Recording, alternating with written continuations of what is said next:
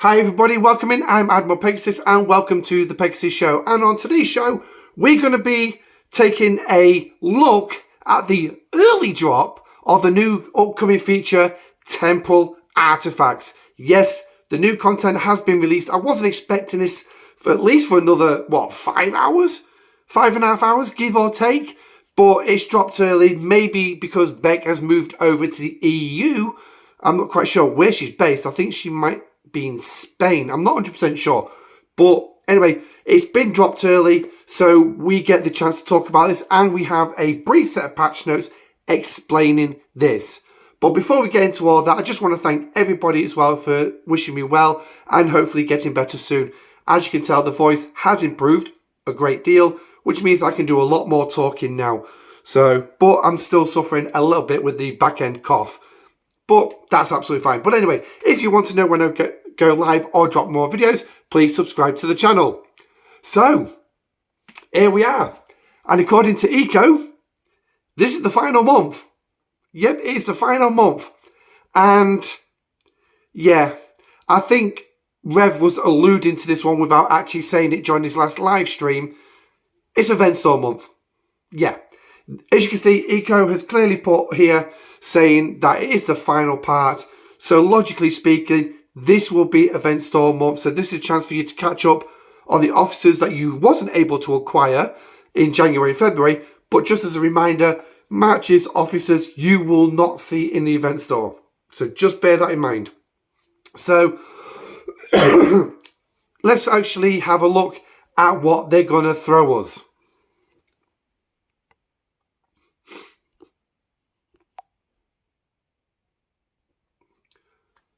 Okay, so what they're going to throw us in, courtesy of Rebecca, is the new Temporal Artifacts.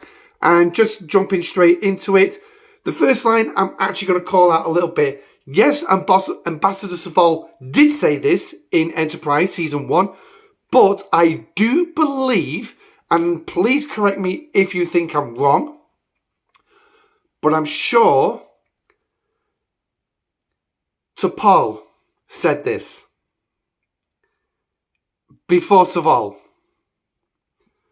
Now, this was either in episode 1, 2, Broken Bow, or it was a little bit later on when they encountered Daniels.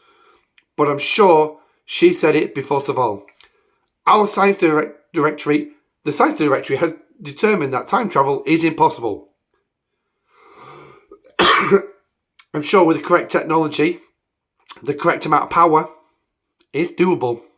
But anyway, we won't get into the intricacies of who actually said it, but we are going to be looking at how you're going to acquire these new temporal artifacts. Now, yes, sadly, it's another loop.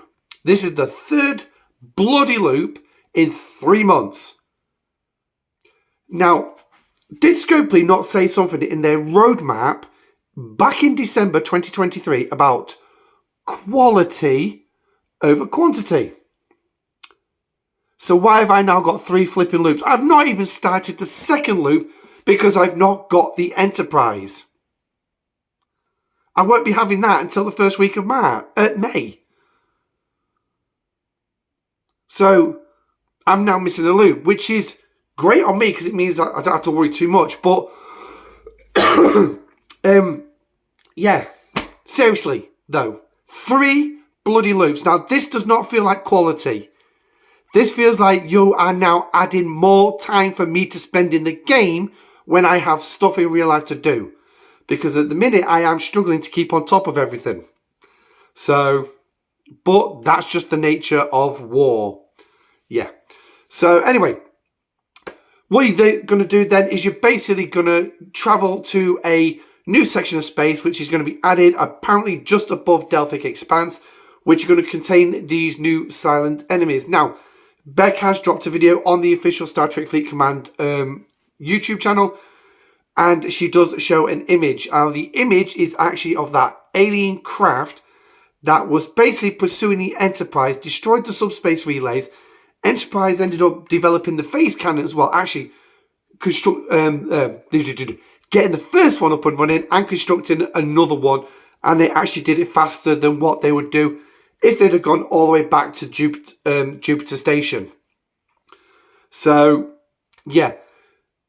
These were the very tall, skinny aliens with the funny shield over their head that was resistant to the phase pistols. Yeah. So, but then obviously Enterprise shocked them with overloading those brand spanking new phase cannons. Yeah. So you're going to go after these. Now, these enemies do contain new strong abilities. So watch out for this one.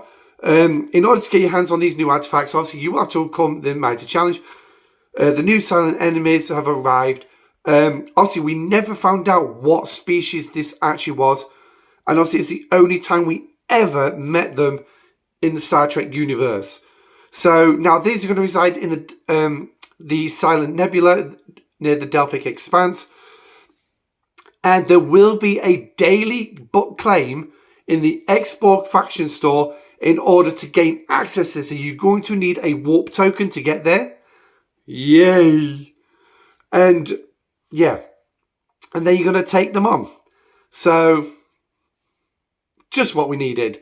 Now, these enemies rely heavily on boosting their critical rate and damage in combat, so watch out for this. And they are also going to inflict burning. Obviously, I'm paraphrasing everything that I'm seeing here. I'm just going to quick glance at it and telling you what...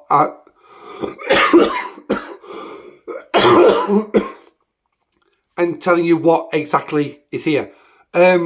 So, the first ever hostile to inflict burning. Now, hats off to Scoper here. They're creating some new good hostiles. Go home guns. We had that with 8472 in the Voyager arc. Now we got it with 2 levels of Xindi. Now we've actually got a hostile that can actually inflict a state on us. This could be a sign of the fact eventually we're going to end up with ships with critical, hull breach and morale. Morale ones we don't have to worry too much about because that's a pathetic state as it is. So, but will we eventually see Borg with the assimilate ones? There's an interesting idea. But anyway, if you can overpower these enemies, they will drop temporal disruptor parts. These can be traded in for the new rewards, which contain temporal disruptors, as well as highly desirable rewards such as ship parts, refined materials, and even prime research materials. Woo! So, the Temporal Artifacts loop, then once you've acquired the Temporal Disruptors, you can refine these into shards of your desired artifacts. So, unlike the previous 2 iterations of artifacts, the original artifacts and isolytic artifacts, these new temporal ones, you will get to decide on what you go after. So basically, a bit like the favors, a bit like your research, going after specific ones. I am going to guess that they are multi-leveled as well. So just bear that in mind. But they can be unlocked to meet your playstyle. But regardless of that, they do recommend that you begin with the Great Eye of Aaron. Now, this is going to reduce the shard cost for all artifacts. So basically, they're saying, look, there's an efficiency one here. That would be the best one to go after first. So definitely go after this. Now, the ones that couple I saw on Rev Juice's video, there's 2 that I'm particularly looking at. So we will get into that in just a second. There will be a day 1 offer of the Great Eye along with the Guardian of Forever, and this will be an excellent opportunity to hit the ground running. Remember to restore the Great Eye before the Guardian in order to get the most out of your shards. So, they're giving you a path to go after. Great Eye, the Guardian of Forever, and then go on. So, here is your loop. So, you're going to start right here. Claim your daily bundle of Temporal Disruptors and Silent Nebula tokens in the Xborg faction store. Then you're going to go to the Silent Nebula systems, defeat the silent enemies, in which will be rewarded Temporal Disruptor parts. Then exchange those temporal parts for rewards in the chest containing disruptor parts, ship parts, and orbit medallions. Great.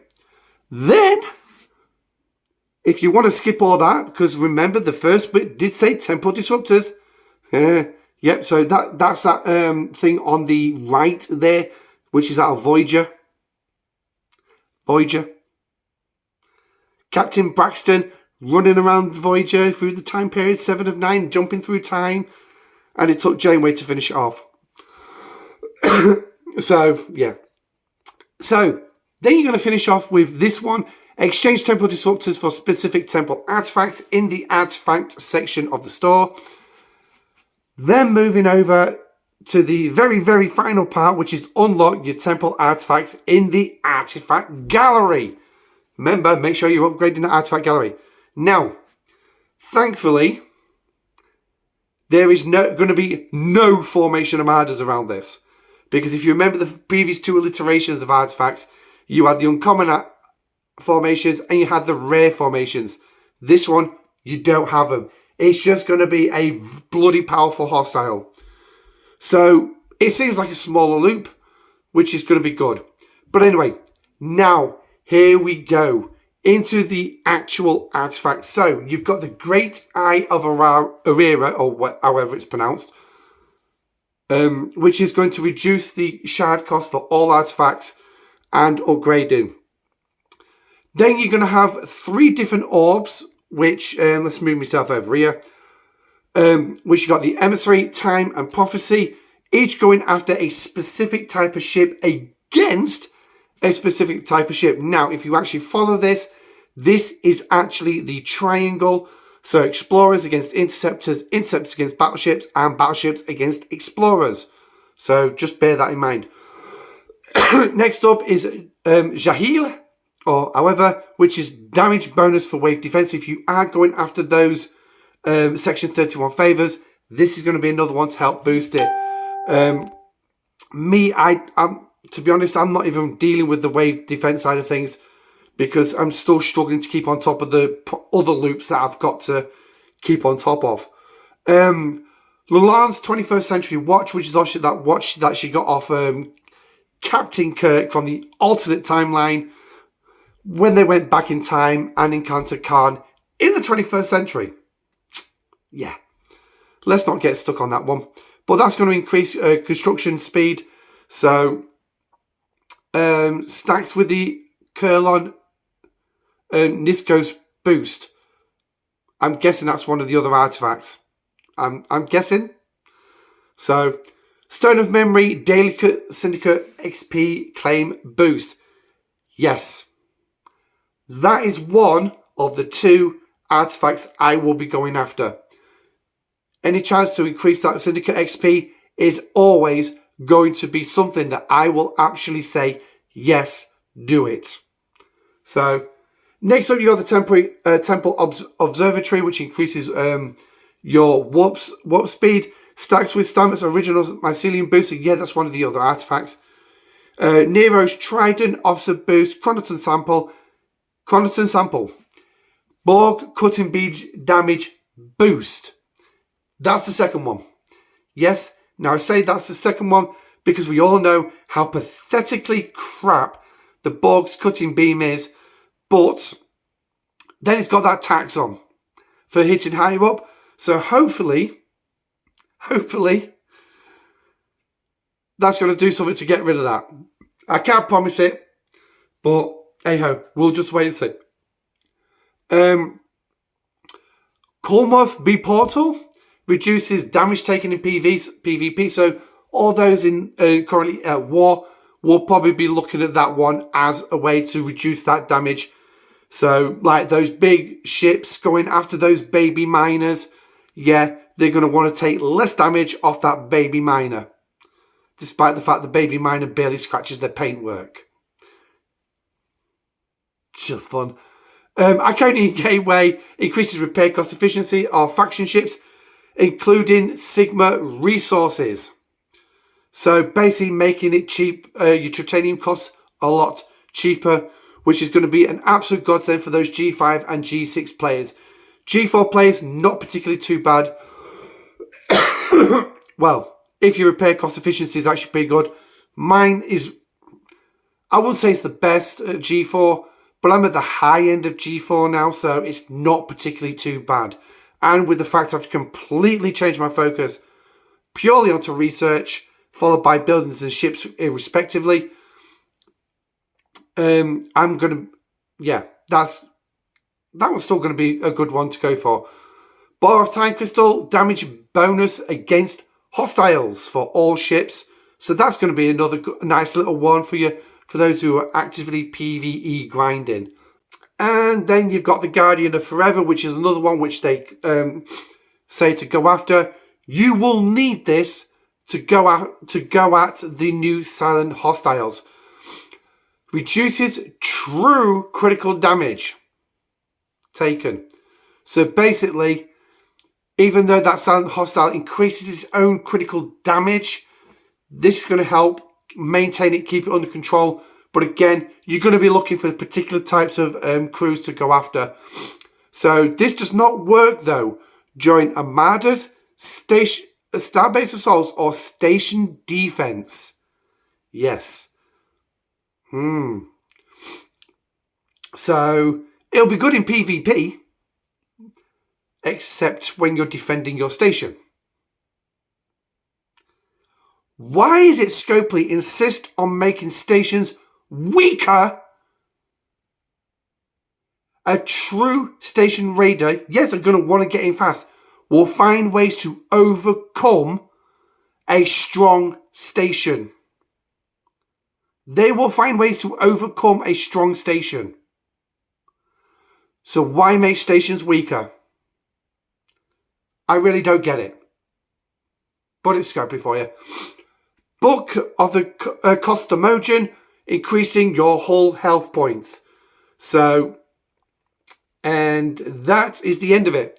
So, increasing your hull HP, absolutely another good one. But again, I'm still going to stick with the Syndicate XP daily boost and the ball cutting beam base damage boost. So, that's it. Temporal Artifacts, another Poxy Loop. These artifacts seem like they've got some good value on them. So, them I'm going to not pass judgment on.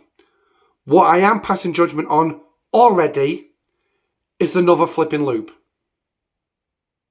Seriously, Scopely, how much time do you want people sat on their backsides at a PC or holding a mobile phone with their eyes focused in it? I'm recording on a mobile phone. But yet you want me to spend 6-7 hours in the game? Now, I am just going to put this in here. FOMO. Fear of missing out. Yes, it is a real thing in this game. It's a real thing in most games. But when you're trying to aim for quality, and what they said about a year or two ago, about reducing people's eyeball time on screen in the game, they are surely not working on that at the minute. They are surely missing that. And players do get the FOMO. I get it. If I don't do me actions, that's more work I've got to do the following day. If I don't do my board grind, I'm going to end up burning through my inert nanoprobes. Okay, fine, I've got enough to keep me going for 5 days. But I'll let's keep it up. Freebooters, making sure I get all them done. Just getting my dailies done every day. Going after the Voyager stuff. Going after the Xindi scraps because I want the Enterprise. I want this, I want that. And then you're adding this in. Come on. Give us a flipping break. Yeah, you know. What we need from Scopely now is something brand spanking new, completely original, and completely out of the box. Because all we're seeing now is copy-paste. Hull boost. How many different bloody things have we got that increases your hull health? It is ridiculous.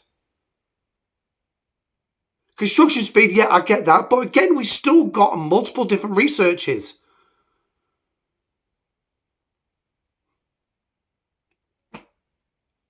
Where's the... I'm not even going to get... I'm just going to end it there before I get on a full-on rant about this. But anyway, let me know what you think in the comment section down below. Also, don't forget to like the video if you found it interesting. I will be putting out the Arcroll video tomorrow when the patch notes actually drop. So watch out for that one. But until then, I'm Admiral Pegasus. Thank you for joining me. Stay safe, live long and prosper. And I shall catch you on Arcroll. Goodbye.